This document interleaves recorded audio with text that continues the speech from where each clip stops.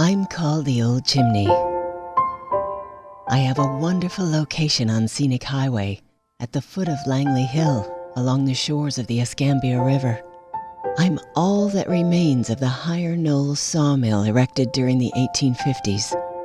I was one of the few sawmills to use steam power during that era. The bricks to build me were obtained from a brickyard located about 2 miles north along the river.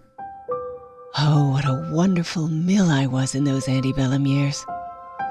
Records indicate the mill produced an average of 55,000 board feet in 1857.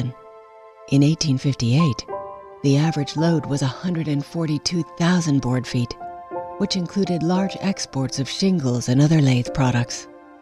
There were loading docks from the old carriage road, now Scenic Highway, and Escambia Bay. Schooners from as close as Key West and as distant as England and Baltimore visited me, making regular stops. I'm the only part of the sawmill left after the Confederate scorched earth policy was enacted in March of 1862. I survived the Civil War and came back into operation through the 1920s, a proud sentinel to Pensacola's rich industrial past. Since then, I have been abandoned by time. I have been condemned several times, struck twice by lightning, and battered by fumes from a nearby railroad. I was nearly ripped apart by a wrecking crew. And then I was saved by historical leaders, literally in the nick of time.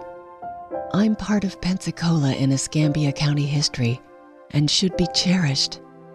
Scenic Highway Foundation has a plan to help stop my erosion and make my park a must-see historical site.